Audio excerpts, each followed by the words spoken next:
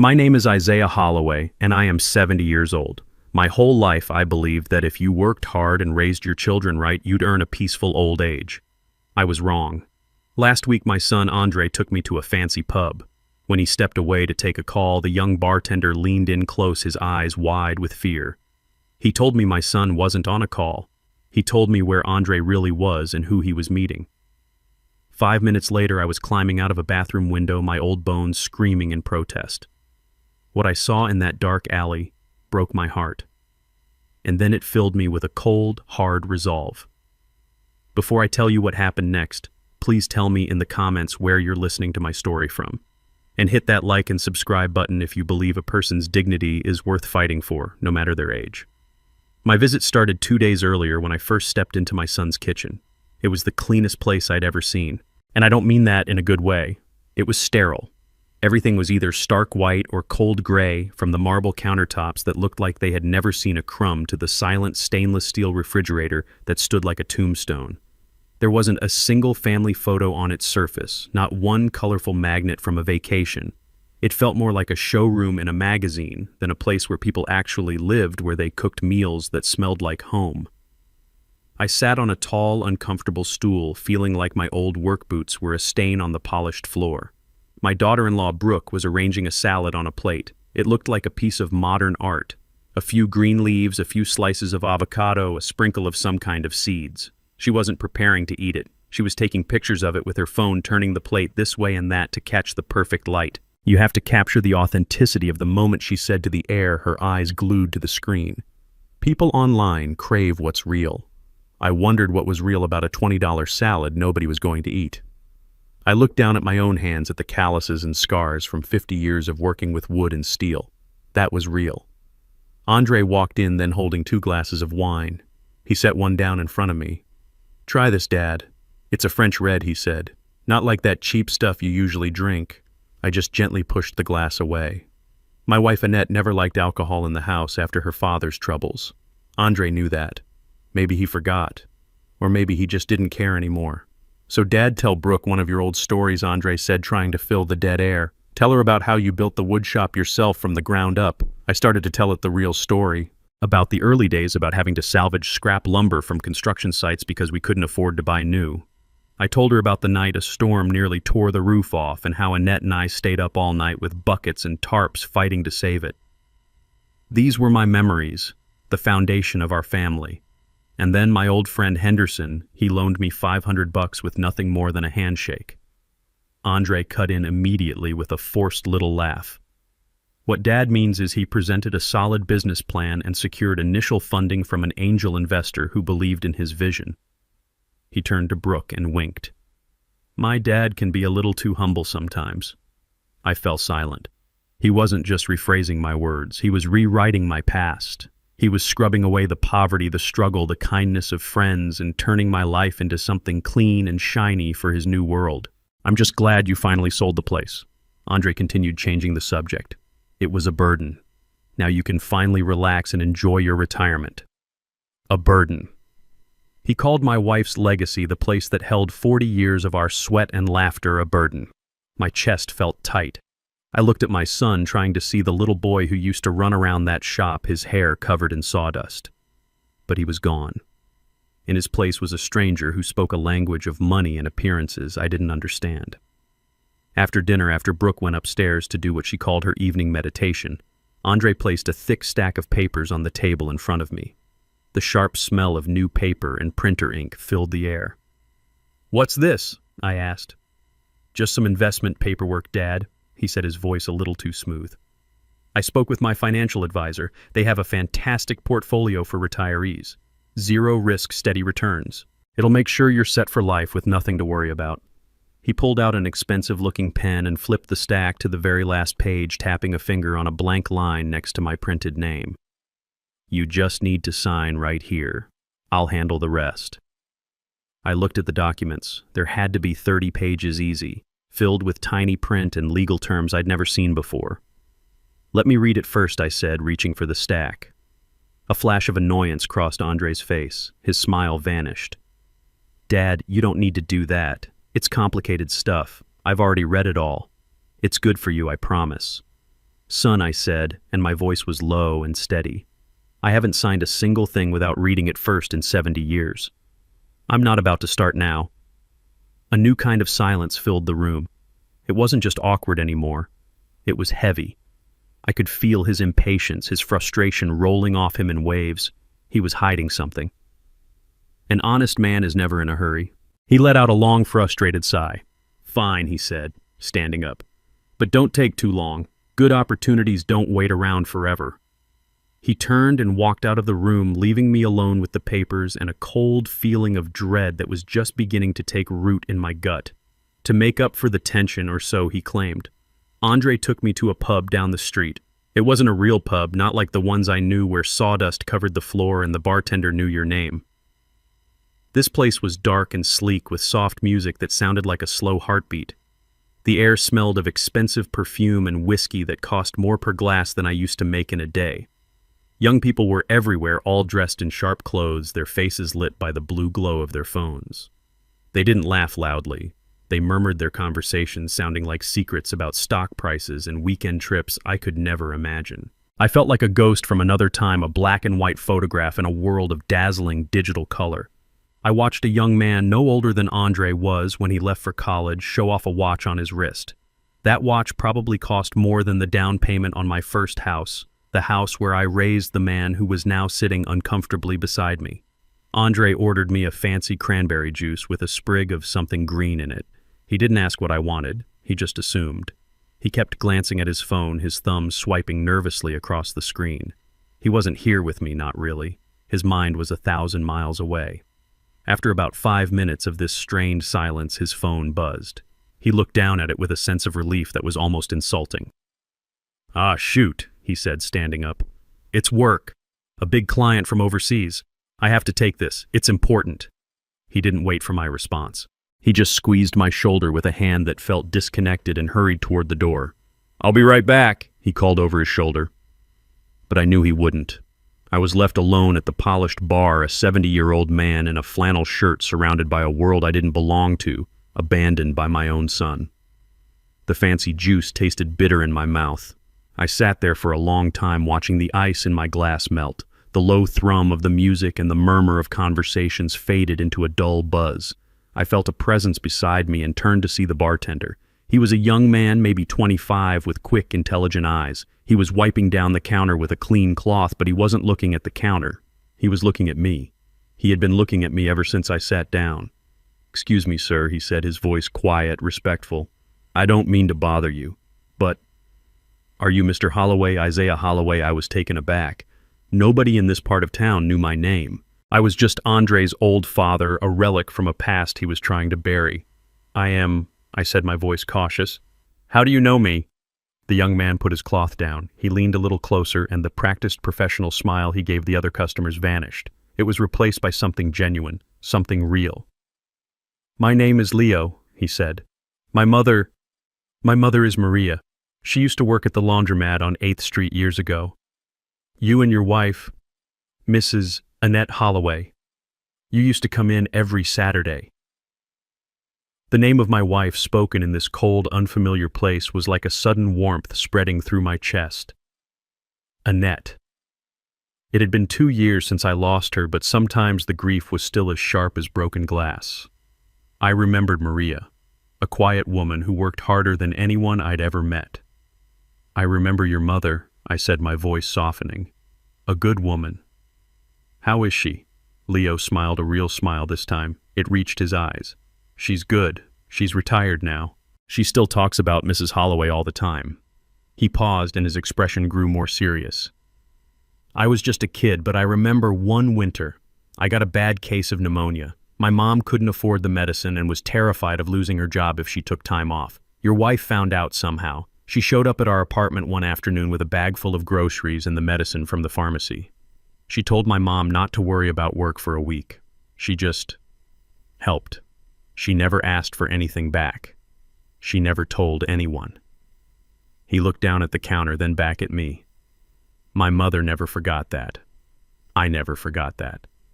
Mrs. Holloway. She was one of the good ones." Hearing him speak about Annette with such reverence, such gratitude, It was like a drink of cool water after a long walk in the desert. It reminded me of the world that Andre had left behind, a world where kindness wasn't a transaction where people looked out for each other. It was the world Annette and I had built our lives in. For the first time all day, I didn't feel like a ghost. I felt like Isaiah Holloway again. I felt like Annette's husband. I was still lost in the warmth of that memory when Leo's demeanor shifted. The friendly light in his eyes vanished, replaced by a sharp, urgent focus. He glanced quickly over his shoulder as if checking for spies. The casual way he had been polishing a glass became tense, his movements suddenly clipped and deliberate. He put the glass down with a soft click that sounded like a gunshot in the quiet space that had formed around us. Then he did something that startled me. He reached across the bar and grabbed my forearm. His grip wasn't hard, but it was firm, demanding my full attention. "Listen to me, Mr. Holloway," he whispered, his voice so low I had to lean in to hear him over the music. "You have to listen carefully." All I could do was nod, my heart starting to beat a little faster. "Your son, Andre? He's not on a business call," Leo said, his words coming out in a rush. "He's not talking to any client." The words hung in the air, confusing. I started to ask what he meant, but he squeezed my arm, silencing me. "He's in the alley." Out back, Leo continued, his eyes darting toward a door marked "Staff Only." "He's with a man in a suit. A man who looks like he breaks things for a living. I've seen them before. This is the third time this month." My mind was struggling to catch up. An alley. A man in a suit. It made no sense. But then Leo delivered the final blow. "They're not talking about investments, Mr. Holloway. I heard them last week. They were loud. They're talking about your house. About selling your house. And your son." He sounded scared. The world tilted on its axis. The warmth from Annette's memory evaporated, replaced by a chill that went straight to my bones. The paperwork. The rush to get me to sign. Andre's frustration when I said I wanted to read it. It all crashed together in my mind, forming a single ugly picture. My son wasn't trying to help me. He was trying to take from me. The low hum of the pub faded away until all I could hear was the frantic pounding of my own heart. I looked at Leo and he saw the understanding in my eyes. He gave my arm one last firm squeeze and then let go, picking up his cloth and moving away as if nothing had happened. But everything had happened. Everything had changed. My mind was a whirlwind, but my body knew exactly what to do. I couldn't go back out there. Andre would see the truth on my face, the betrayal that felt like a physical wound. I stood up, leaving the untouched juice on the bar, and walked toward the restrooms with a steady gait I did not feel. I didn't stumble. I didn't look back. Inside, the room was small and thankfully empty. There was one stall, one sink, and a small frosted glass window high up on the back wall. It was the kind of window meant for ventilation, not escape. But tonight it was my only way out. My heart hammered against my ribs, but my mind was strangely calm. The old man who walked into this pub was gone. A different man was here now, a man fueled by a cold, burning anger. I dragged the heavy trash can under the window. It smelled sour, but I didn't care. I climbed onto it, my knees screaming in protest. The latch was stiff with rust and paint. For a moment I thought I wouldn't be able to open it. I put all my weight into it, my knuckles scraping against the frame. It gave way with a painful screech. Cold night air hit my face. I pulled myself up, my muscles straining. Every groan from my joints was a protest, but the fire in my gut was stronger than the pain. For a moment I was stuck half in and half out, a ridiculous sight for anyone to see. Then I pushed through and tumbled out, landing hard on the damp pavement of the alley. I lay there for a second, the shock rattling my bones, before scrambling to my feet. I had to know. I had to see it with my own eyes. The next morning, I was the first one up. But I didn't get out of bed. When Andre knocked on my door, I waited a long moment before answering, and when I did, I made my voice sound weak, thin. "I'm not feeling so great, son," I said, forcing a cough. "I think I'll just rest today. My old bones are telling me to slow down." Through the door, I heard him pause. I could almost hear the gears turning in his head. Then his voice came back, layered with a fake concern that was as thin as old paint. "Oh, of course, Dad. You just stay in bed. Brooke and I will bring you some breakfast." I didn't want their breakfast. I didn't want their concern. What I wanted was for them to leave the house so I could think. An hour later, Brooke came in with a tray. It held a small bowl of oatmeal and a glass of orange juice. "We're so worried about you, Ike," she said, her voice dripping with artificial sweetness. "It's important to listen to your body at your age." At my age. The words were meant to sound caring, but now I heard them for what they were: a dismissal. They were a way of saying I was fragile, unreliable, perhaps even a little senile. I played my part. I took a few small bites of the oatmeal and told her it was delicious, even though it tasted like wallpaper paste. Andre came to the doorway, already dressed in a suit that probably cost $1,000. "Just take it easy today, Dad," he said. "Don't you worry about a thing, especially not those complicated papers. I told you I'd handle everything." He smiled, but his eyes were sharp, analytical. He was watching me, gauging my reaction. Every word he spoke now had a double meaning. Take it easy meant don't get suspicious. Don't worry meant don't think too hard. And I'll handle everything was a threat. I just nodded slowly, looking down at my bowl. "Thank you, son," I murmured. "I'm lucky to have you looking out for me." The lie felt like poison on my tongue, but I swallowed it down. I had to. It was the only way I could find out just how deep this betrayal went. As soon as I heard the front door click shut, my act was over. I wasn't a tired old man anymore. I was a hunter, and my prey had just left the house. My hands were shaking, but my mind was clear. There was only one person I could trust. I found my old tablet, the one Andre had given me for Christmas 2 years ago, telling me it would help me stay connected. I had barely used it, but I knew how to make a call. I found her number in my contacts and pressed the button. The phone rang twice before she picked up. Her voice was just as I remembered it, strong, sharp, and with no room for nonsense. "Imani Vance speaking." "Imani," I said, my own voice sounding raspy. "It's Ike. Ike Holloway." There was a brief pause on the other end, and then her tone warmed instantly. "Ike, good Lord, it's been too long. How are you holding up, old man?" We hadn't spoken since Annette's funeral. Imani and my wife had been friends for decades back, since they were both young women fighting for community projects in our neighborhood.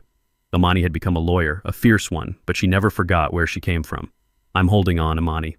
But I need your help," I said, getting straight to the point. "It's about Andre." The warmth in her voice was replaced by a professional focus. "What's he done?" I took a deep breath. "He wants me to sign some papers. He calls them investment papers, says they're to secure my retirement." I looked at the thick stack of documents on the nightstand. It felt like a snake coiled and waiting. But he was in a hurry, Imani, a real hurry, and something just doesn't feel right about it.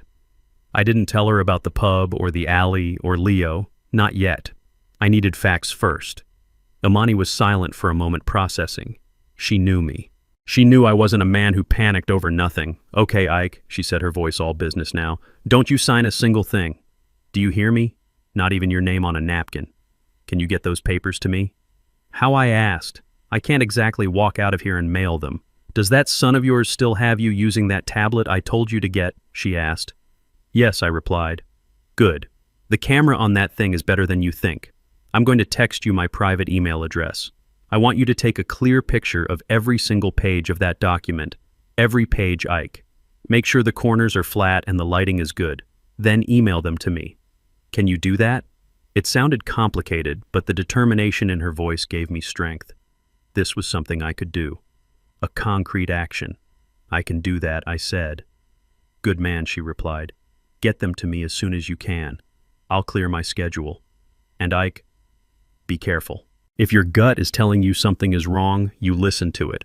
Your gut has been right for 70 years. We hung up, and a moment later a message with her email address appeared on my screen. I took the stack of papers, and with hands that were surprisingly steady, I began my work. One by one, I laid each page flat on the bedspread using the bedside lamp for light, and took a picture. The whole time I felt like a spy in my own son's house, and the thought was a bitter pill to swallow. But I kept going. This wasn't just about me anymore. This was about protecting the home Annette and I had built, the legacy we were supposed to leave behind. After I sent the last picture, the silence of the house crashed down on me. It was a different kind of silence now. Before it had been awkward. Now it was heavy with secrets. Waiting for Imani to call was the hardest part. I couldn't just sit in that guest room staring at the walls. I had to move. I went downstairs to the kitchen to get a glass of water, my stocking feet silent on the cold, polished floor. I opened a drawer looking for a simple glass, not one of the fragile wine goblets they used. It was a junk drawer, the kind every house has, but theirs was neat organized, full of batteries, rubber bands, takeout menus, and underneath it all a stack of envelopes held together by a thick rubber band. My hand hesitated for only a second before I picked them up. They weren't junk mail. They were from credit card companies, from a car dealership, from a private lending group I'd never heard of. I carefully slid the top one out. The words were printed in stark red ink. Final notice. My blood ran cold. I slid another one out. Past due. Another. Immediate payment required. It was a stack of shame, a testament to a life lived on borrowed money and borrowed time. This perfect house wasn't a home. It was a stage. And the props were all fake. I put the letters back exactly as I had found them and closed the drawer. My eyes scanned the living room, but now I was seeing it differently. I saw the large, colorful painting on the wall. From a distance it looked impressive, but as I got closer I saw that it wasn't a painting at all. It was a print, the kind you buy online, stretched over a frame to look like the real thing. There was no texture, no life to it. I walked over to the bookshelf where Brooke kept one of her expensive-looking handbags on display like a piece of art. I picked it up. My whole life I worked with my hands. I know the feel of quality materials. I know the weight and smell of real leather. This wasn't it. It felt thin, plasticky, and lifeless. It was a cheap imitation, a lie designed to impress people who didn't know any better. I saw Andre's fancy watch sitting on his desk in the small office nook. I picked it up. It was light, too light. It felt hollow like a toy. Everything from the art on the walls to the watch on his wrist was a carefully constructed illusion. My son wasn't just in a little trouble. He was drowning. He and his wife were living in a house of cards, and they were about to pull my own house, the only real thing we had left, down with them. Just then, my tablet vibrated on the kitchen counter. It was Imani. My heart leaped into my throat. The time for waiting was over. The time for answers had come. I picked up the tablet on the first buzz. My own reflection looked back at me from the dark screen, a tired old man with fear in his eyes. I swiped the screen and put it to my ear. "Imani Ike," she said. Her voice was flat. All the warmth from our earlier call was gone. It had been replaced by something hard and cold like steel. "I've read every page, Ike. I've read it twice." I held my breath. I could hear the rustle of papers on her end. "Your son is a liar," she said, and there was no kindness in her words, only a brutal, chilling honesty. "These are not investment documents. There is no portfolio for retirees. There is no fund to secure your future. It's all a lie, Ike. A complete and utter fabrication." The floor seemed to drop out from under me. I had to grab the edge of the kitchen counter to steady myself. What is it then?" I stammered. "It's a quitclaim deed." "Ike," she said, and she pronounced the words slowly, precisely, like a judge handing down a death sentence. "Do you know what that is?" "No," I whispered. "It means you are signing away your property. You are giving your house, the house you and Annette poured your lives into, to Andre. Voluntarily. For the sum of $1. It's buried on page 17 in a paragraph so full of legal jargon it's designed to make your eyes glaze over. It's a trick, Ike. A trap. The oldest, cruelest trick in the book." I couldn't speak. My throat was tight. My lungs felt empty. My house. Annette's garden. The porch swing where we sat on summer nights, the walls that had held all our laughter and all our tears. He was trying to steal it all. "Once you sign this, Ike, it's done." Imani's voice cut through the fog in my head. "It's legally binding. You would be willingly giving him everything. You would have no home, no assets, nothing. He could put you out on the street the next day and there would be nothing I could do to stop him. He is not trying to secure your future, Ike. He is trying to steal it to pay for his own."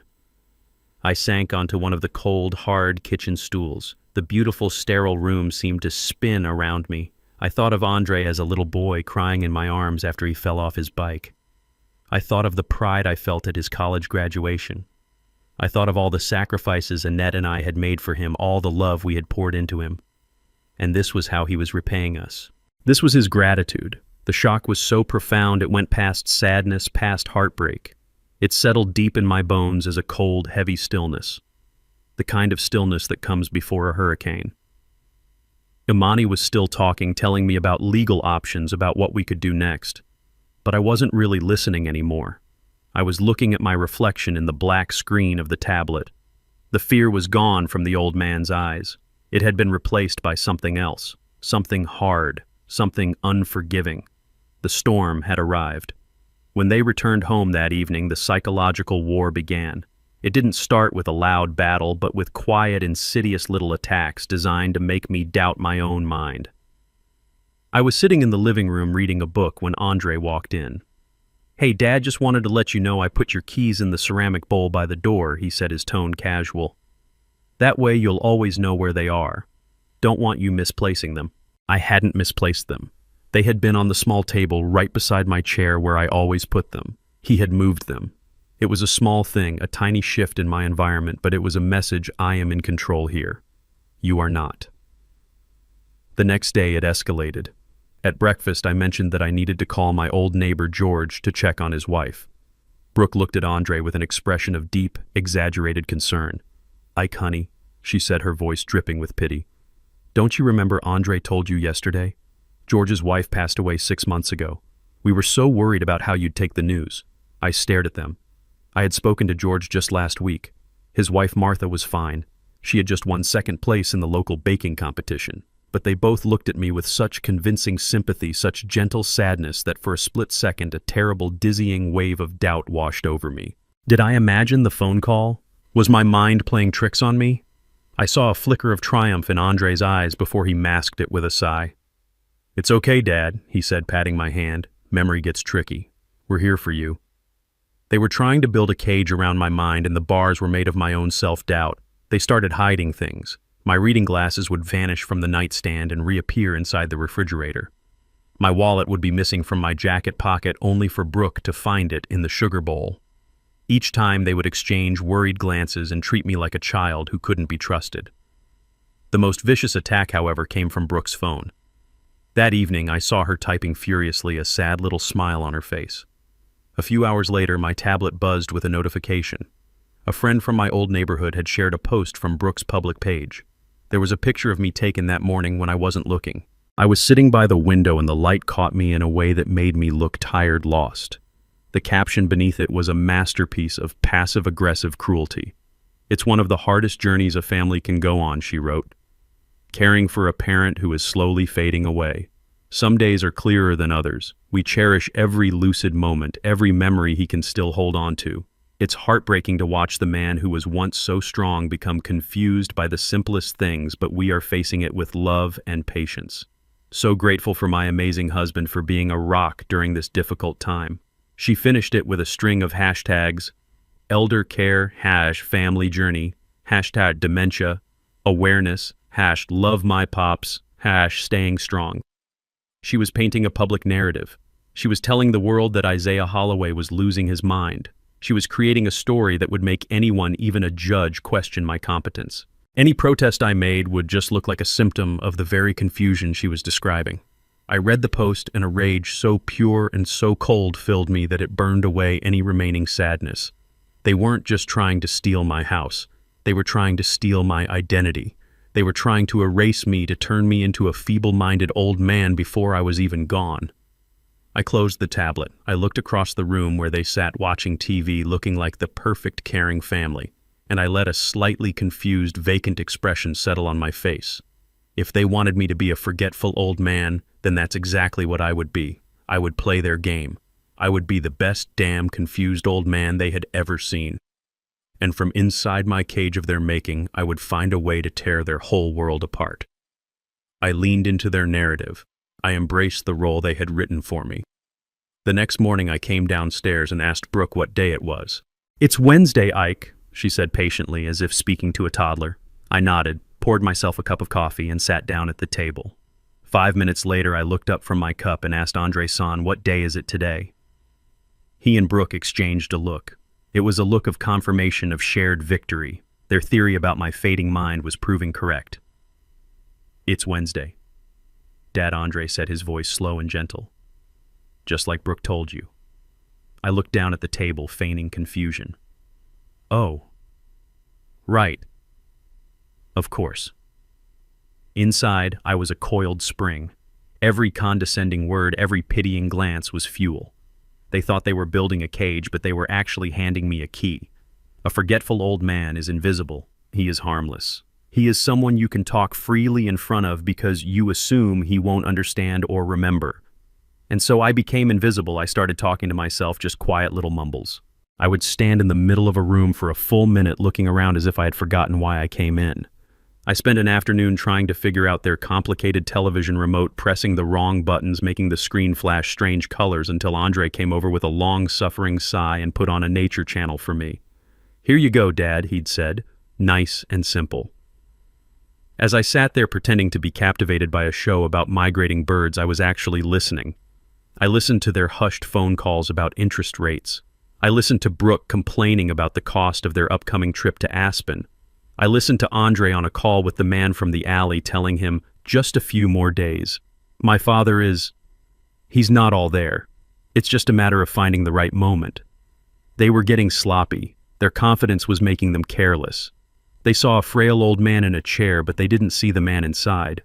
They didn't see the man who was piecing together their desperation, their lies, their weaknesses. I shuffled when I walked. I spilled a little coffee and looked down at the stain with wide, innocent eyes. I let my mouth hang open just a little when I was watching TV. I became a ghost in their house, a piece of furniture they had to navigate around, and all the while I was watching, listening, waiting. I was no longer just the victim of their scheme. I had become a part of it. I was the fool in their play, and I was going to make damn sure that my performance was convincing enough to lead them straight to their own ruin. They thought my mind was a blank page. They had no idea I was using it to write their final act. The nights were the hardest. The house would fall completely silent around midnight, but I would lie awake for hours, my mind racing.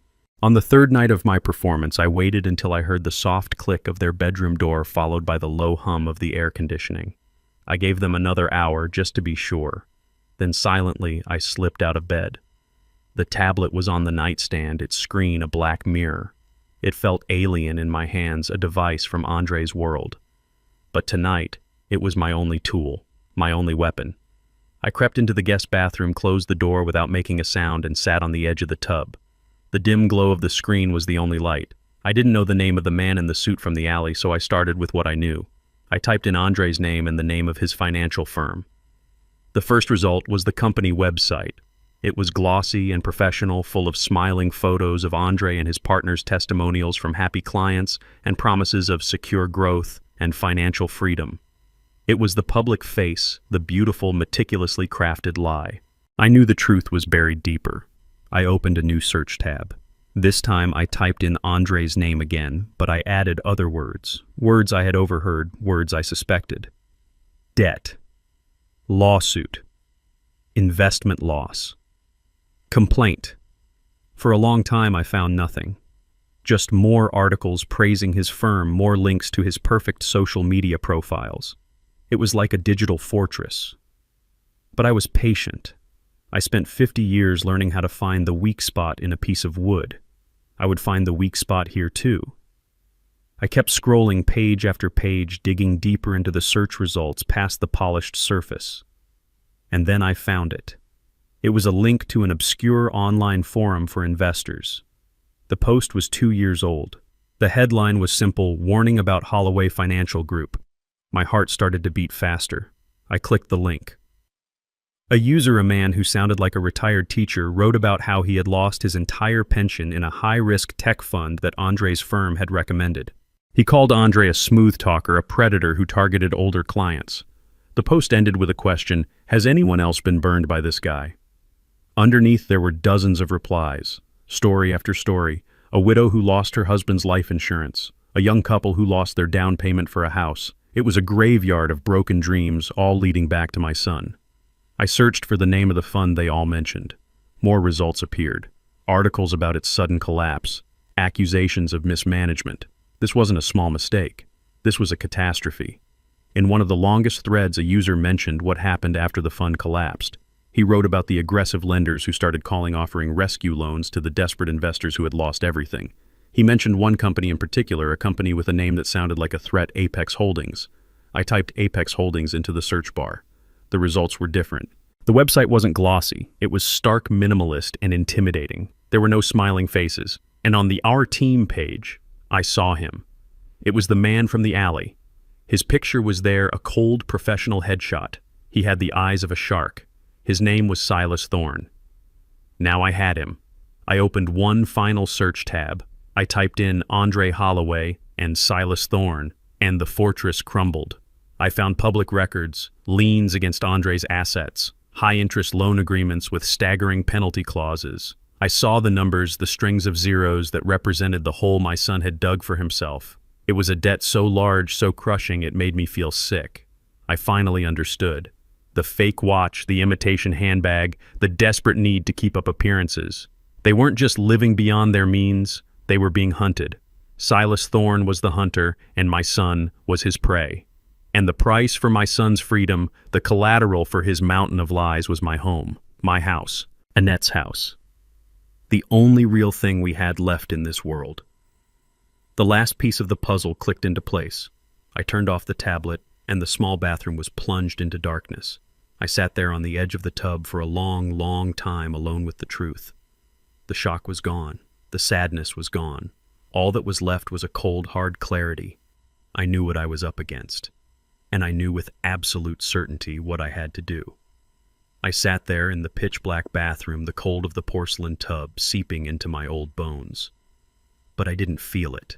I was seeing it all with a terrible new clarity, a complete picture woven together from whispers in a pub, documents on a screen, and the feel of a fake leather handbag. It wasn't a simple story of a greedy son trying to cheat his old father. It was uglier than that. It was a story of fear. I saw Andre, my brilliant son, flying too close to the sun. I saw him making promises he couldn't keep gambling with other people's life savings, with the futures of widows and retired teachers. I saw the moment it all came crashing down, the collapse of that tech fund, the ensuing panic. And then I saw the shark circling in the water. Silas Thorne. He didn't just offer loans, he offered a lifeline that was secretly a noose. My son, terrified and ashamed, grabbed it. He made a deal with the devil to hide his failure. The fancy car, the sterile White House, Brooks' online fantasy life. It was all a desperate performance. It was a show to convince the world and maybe themselves that they were still winning even as the water rose around their necks. They weren't masterminds. They were terrified children trapped in an expensive prison of their own making. And my house, my real, solid, paid-for house, was the ransom. It was the price to keep the shark from eating them alive. This realization didn't make me forgive him. No, the betrayal was too deep, too calculated for that, but it changed the shape of my anger. I wasn't just fighting against my son's greed anymore. I was fighting against his weakness, his cowardice, the moral rot that had set in when he chose to sacrifice his own father to save himself from the consequences of his actions. He was a cornered animal, and cornered animals are the most dangerous. He was no less of a threat, but he was also a tragedy. My son wasn't a monster. He was just a weak man who had made a monster's choice, and I, his father, was the one who would have to face it. The first sliver of dawn was painting the window gray when I called Imani again. I didn't sleep. Sleep was a luxury I couldn't afford. She answered on the first ring, her voice alert, as if she had been waiting. "Ike, what is it?" "I know why he's doing it, Imani." I said, my voice a low whisper. "It's worse than we thought. It's not just greed." I spent the next 10 minutes laying it all out for her. The collapsed tech fund, the ruined investors, Apex Holdings, Silas Thorne, the mountain of debt. I told her about the fake watch and the stack of final notices hidden in the junk drawer. I painted a picture of the desperate, hollow life my son had built. She listened without interruption, a skill that made her a brilliant lawyer and an even better friend. When I was finished, the only sound was her quiet, steady breathing. "So, he's not just a liar," she said finally, her voice hard.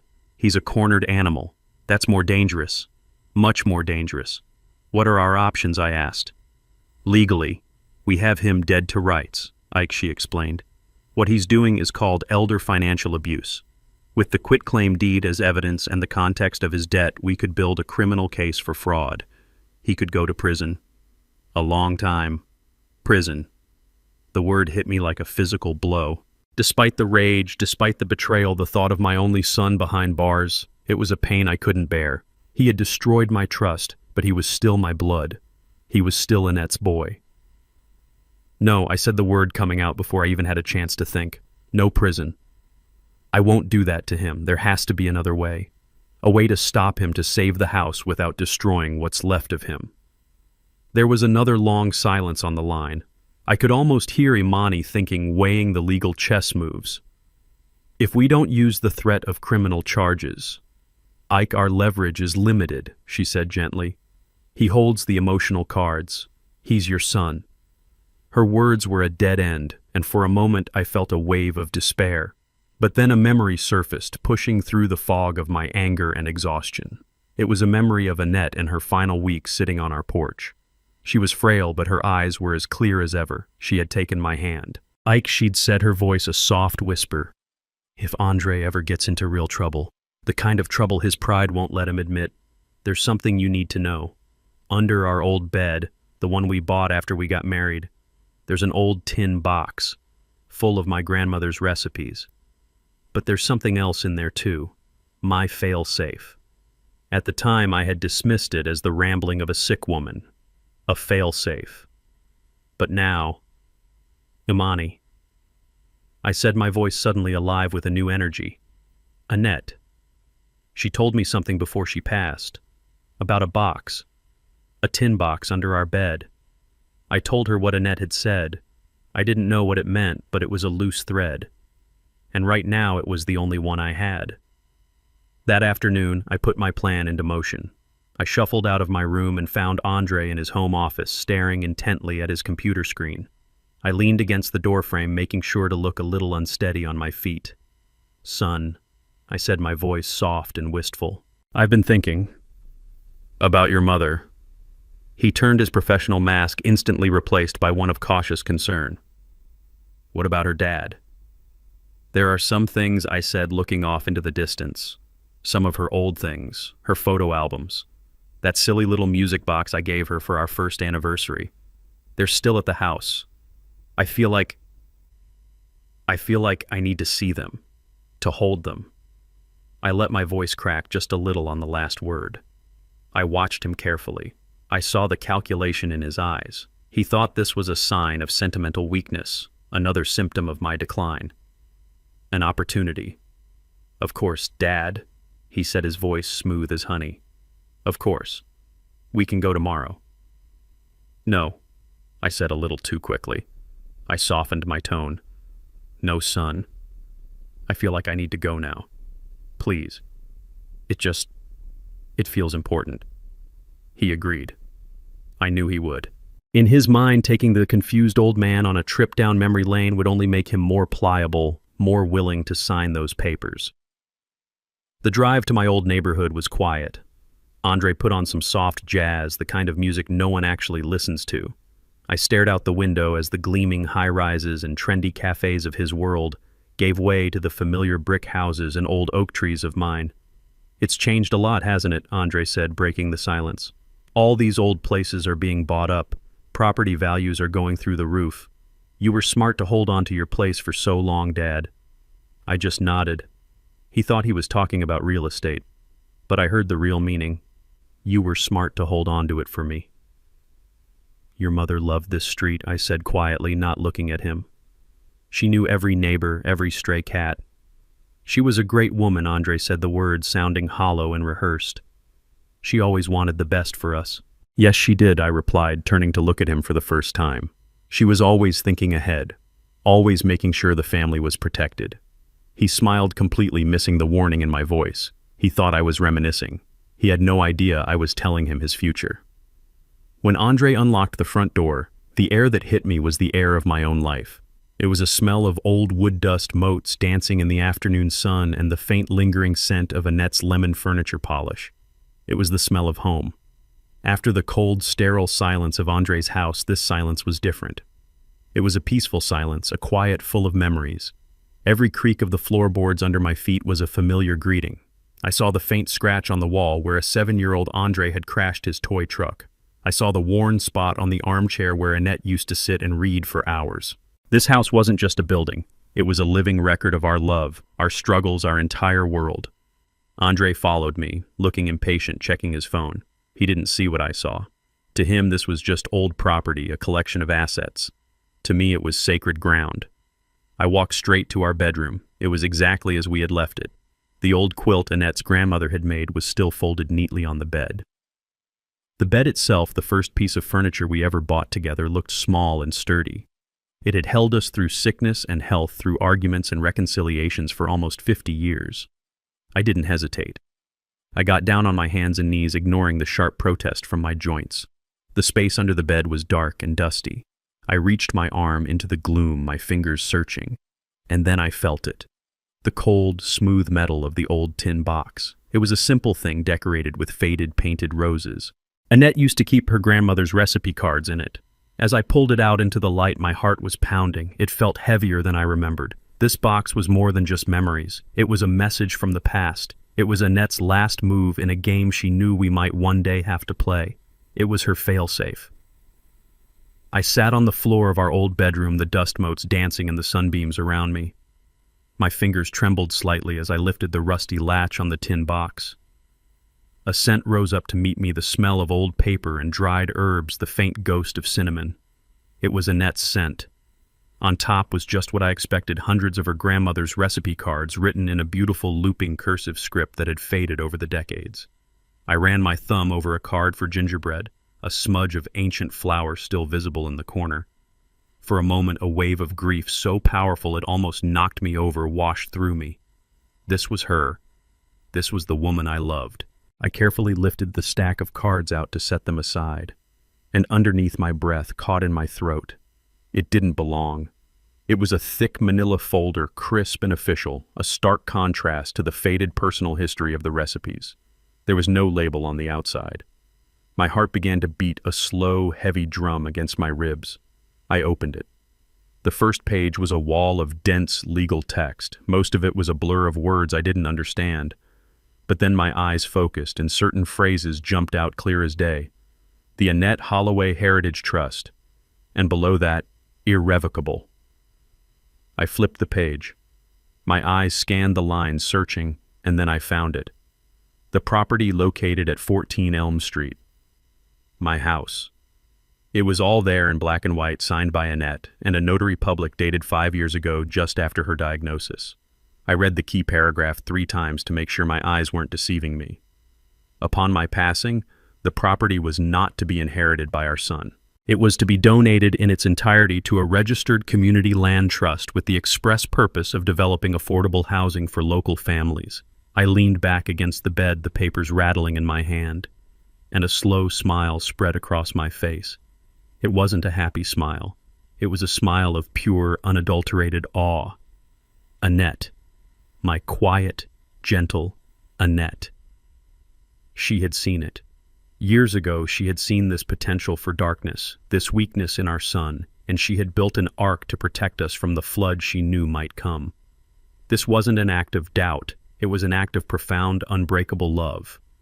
My son was trying to sell a property that he could never, ever own. He was trying to steal a ghost. And in my hand, I held my wife's final, brilliant move. I held the checkmate. When I walked back into Andre's house, I was carrying a dusty photo album and Annette's little music box. I placed them on the table props from my performance. Andre and Brooke looked at me, their expressions a mixture of pity and impatience. They thought the trip had softened me up, drowned me in a wave of nostalgia that would make me easier to manage. They had no idea that I had just come from arming myself for war. I was quiet during dinner. I ate my food slowly, methodically. I even complimented Brooke on her cooking, which was another bland, colorless dish that tasted of nothing. My calmness seemed to unsettle them more than my previous feigned confusion. They kept exchanging glances, trying to figure out what had changed. They probably thought I had finally reached a state of peaceful resignation, that I had accepted my fate as a forgetful old man who needed to be taken care of. After the plates were cleared, I folded my hands on the table. I've been thinking. I said, my voice even and clear. You're right, son. It's time for me to stop worrying about these things. I'm ready to sign the papers. A wave of relief washed over Andre's face. It was so obvious it was almost comical.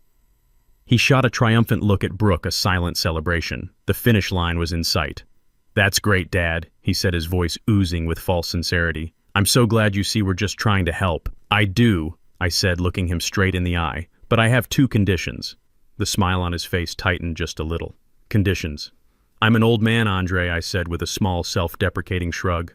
I do things the old-fashioned way. I want my lawyer to be there when I sign, just to look everything over, make sure all the I's are dotted and the T's are crossed. A formality, you understand. He relaxed immediately. Of course.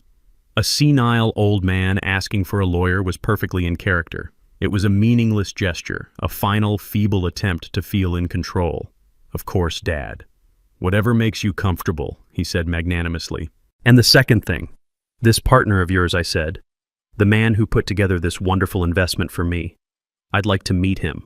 I want to be there to personally thank him for helping our family. I want to shake his hand. Andre beamed. My request was the ultimate validation of his scheme. Not only was his senile father agreeing to sign, but he was also asking to thank the man who was helping to rob him. The arrogance, the sheer blinding pride was written all over his face. He saw a closing ceremony, a final victory lap. He didn't see the jaws of the trap closing around him. Absolutely, Dad, he said. I'll arrange a meeting at his office for tomorrow. That's a wonderful idea. He stood up, looking pleased with himself, the perfect picture of the dutiful son. He had no idea he had just agreed to personally escort his executioner to his own hanging. The office of Silas Thorne was exactly what I expected.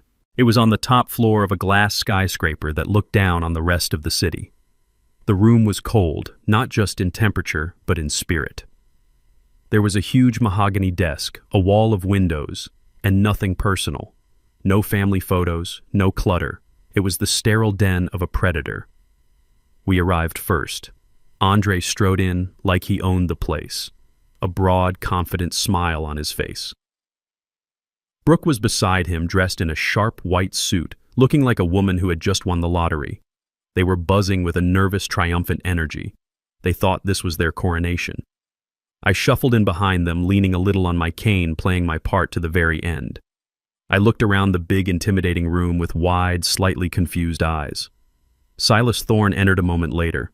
He was exactly as I remembered from the alley, tall, impeccably dressed, with eyes that didn't just look at you, they assessed you. He shook Andre's hand with a slick, practiced charm. Andre, a pleasure, he said, his voice a low, smooth purr. And this must be the man of the hour. He turned his shark-like smile on me. Andre laughed. Dad, this is Mr. Thorne, the man who is helping us secure your future. I just nodded slowly, looking up at him from under my brow. The last to arrive was Imani. She walked in, and the entire atmosphere of the room shifted. She wasn't smiling. She carried a worn leather briefcase and wore a simple dark suit. She radiated a quiet, unshakable authority that made Thorne's expensive office seem cheap. She nodded curtly at Thorne and Andre, then came and stood beside my chair. The two sides were assembled. On one side of the vast desk sat Andre and Brooke, overflowing with arrogance and greed. On the other side sat Imani and me, armed with nothing but the truth. The air was thick with unspoken words, with lies and anticipation.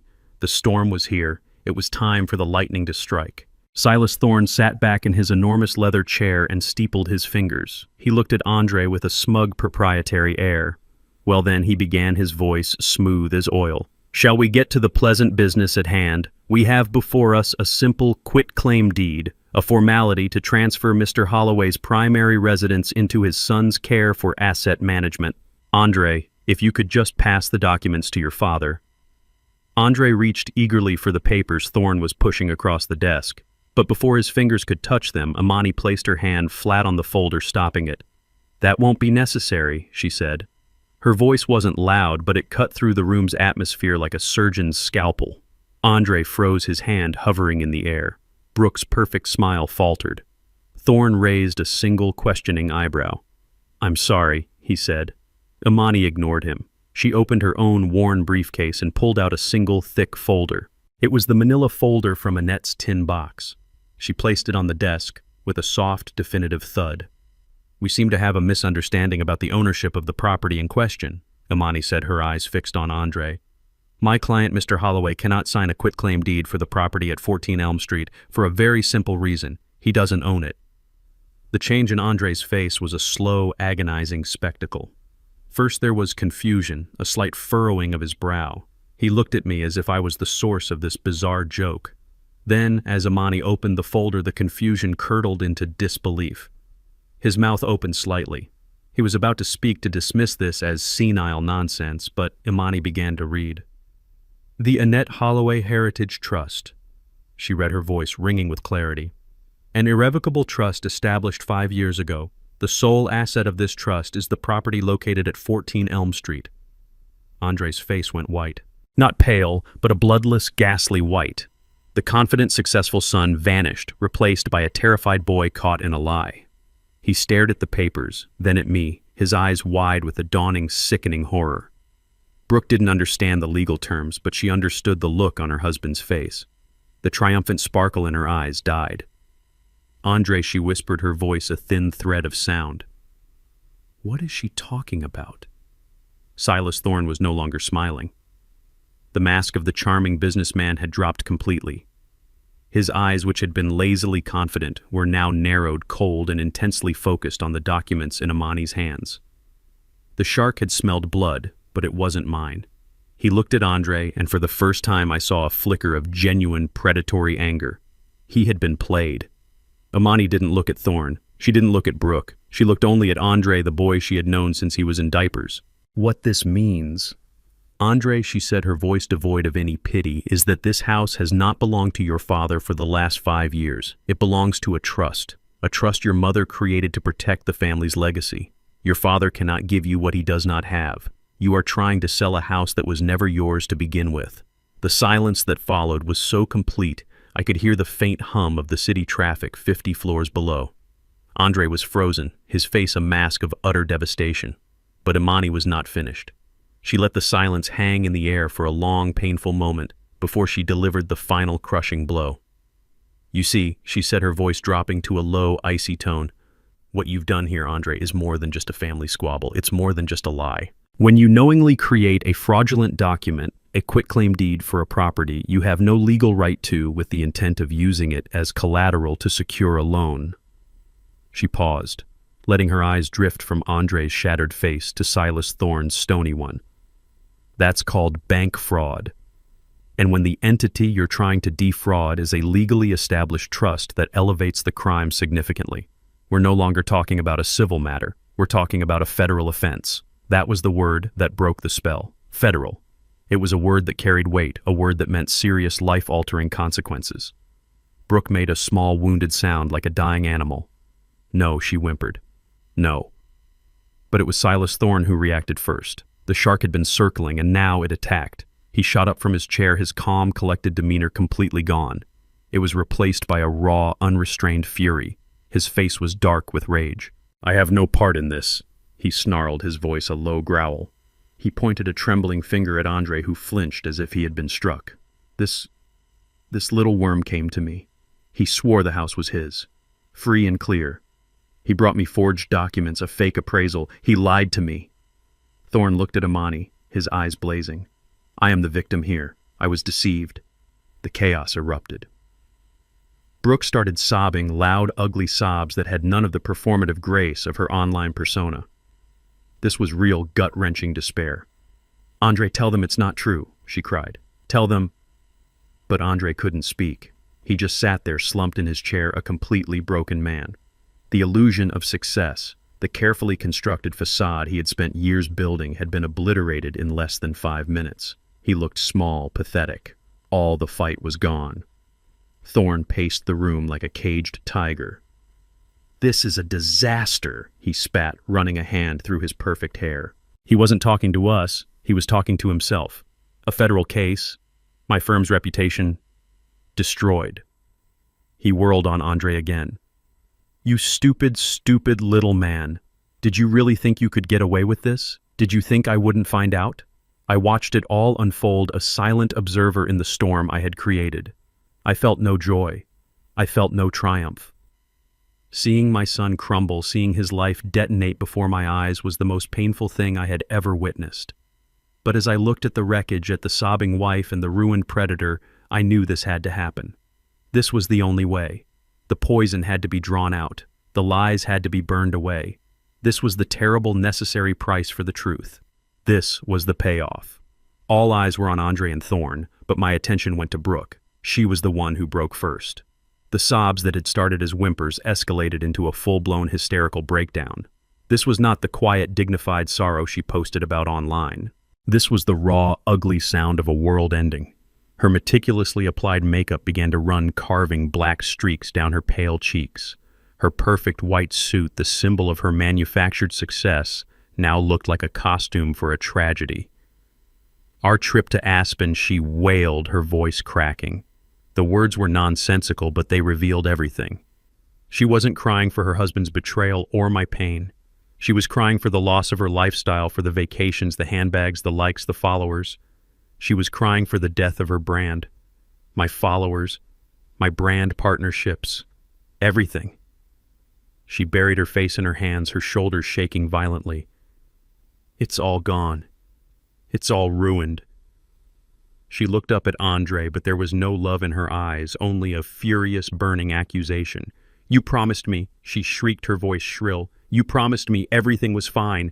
You liar. The entire image she had built, the curated fantasy of a perfect life, had been set on fire in this cold, sterile office, and she was screaming from inside the flames. It was a complete and total collapse, not of a person, but of a persona, and it was a pitiful, devastating sight to behold. Amid the chaos, I slowly got to my feet. The cane I had been leaning on now felt like a king's scepter. Every eye in the room turned to me. The anger, the sobbing, the panic, it all went quiet. I didn't look at Thorne. I didn't look at Brooke. I looked at my son. He was still slumped in the chair, a hollowed-out version of the man he pretended to be. He wouldn't meet my gaze. He just stared at the polished floor as if it held the answers to his ruined life. Your mother, I began, and my voice was quiet, but it filled the room. Your mother always saw the best in you, Andre, even when you couldn't see it in yourself. She knew you had a good heart, but she also knew your pride. Your fear of failure could lead you down a dark path. I took a step closer, standing over him, not as a victor, but as a father. She didn't create that trust to punish you. She created it to protect you. She knew this world of easy money and fake success could swallow you whole. She was trying to protect the family's legacy, Andre. And that legacy isn't a house. It's not a number in a bank account. It's about integrity. It's about knowing the difference between what's real and what's just for show. I reached into my pocket and pulled out my old worn wallet. I took out a single crumpled business card and placed it on the table in front of him. It was the card for the director of the Community Land Trust, the organization that now owned our home. She left you an opportunity, son, I said softly. A way back. You could go to them, offer to help, swing a hammer. Learn what it really means to build something real with your own two hands. Not for money, not for show, for your own soul. The choice is yours. I didn't need to press charges. I didn't need to see him in jail. The world he had built for himself was already his prison. I had just handed him the key. Whether he chose to use it was up to him. Without another word, I turned and walked toward the door. Amani followed, her hand resting briefly on my shoulder. I didn't look back at the wreckage I was leaving behind, the crying, the yelling, the shattered illusions. I walked out of that cold glass tower and into the afternoon sun. For the first time in a very long time, I felt at peace. I hadn't destroyed my son. I had protected my wife's legacy. I had defended my dignity. Order had been restored. And that was a victory worth more than any house or any amount of money. This experience taught me one final lesson, a lesson from my wife, Annette. A family's true legacy isn't the property or the money you leave behind, but the integrity and wisdom you protect for the future. My son was drowning in a world of fake success, and in his desperation he tried to pull me under with him. I learned that sometimes the greatest act of love isn't shielding your children from their mistakes, but forcing them to confront a hard and painful truth. I had to protect our real legacy, one built on dignity, from the illusion of wealth that can destroy a family from the inside out. Let me know in the comments what you would have done in my shoes.